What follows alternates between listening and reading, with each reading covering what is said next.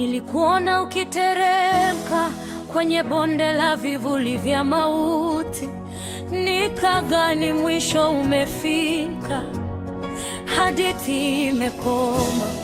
Lakini kwa ajabu ya neema yako, ulikuwa unaandika mwanzo mpya.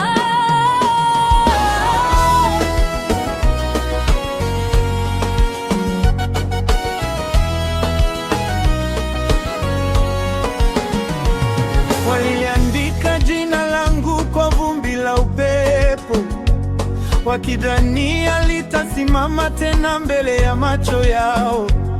Wakaweka maneno ya dharau kama muhuri, wakasema huyu hawezi kuinuka tena. Machozi yakawa rafiki yangu wa usiku, nikisubiri alfajiri ivunje giza lililonizidia. Lakini mkono wako usioonekana kwa macho ya watu ulikuwa ukinitengeneza kimya kimya, ukanitoa kwenye mavazi ya huzuni na aibu, ukanivika taji la neema na ushindi. Pale walipotangaza kushindwa kwangu, wewe ulitangaza maisha mapya. Walitengeneza meza sherehe ya kunicheka, wakidhani milango yangu imefungwa milele. Lakini ulipokuja, milango ikashtuka kufunguka. Ulishuka kama radi ya ushindi,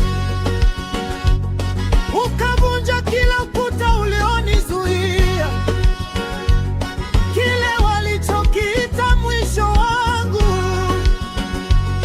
wewe ukakigeuza kuwa mwanzo wangu. You turned my morning into dancing.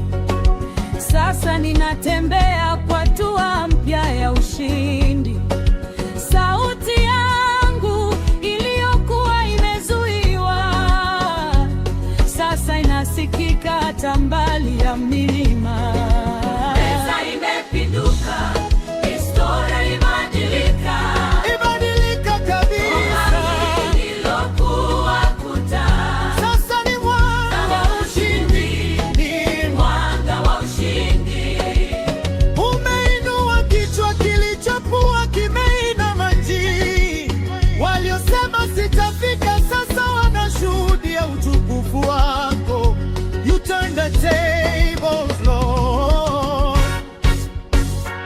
Kalamu ya mwanadamu ina kikomo cha mwisho, lakini yako inaandika hata palipoonekana hakuna njia. Haki yangu iliyofichwa na maumivu ya dunia, umeitoa mchana kweupe bila aibu. Umenifanya ishara ya neema yako hai, sio tena hadithi ya huzuni bali ushindi. Sasa natembea nikicheka ndani ya baraka zako. Umeondoa aibu ya miaka na kunipa heshima mpya. Nilikuamini hata nilipokuwa sioni njia, na sasa macho yangu yanaona ushindi wako.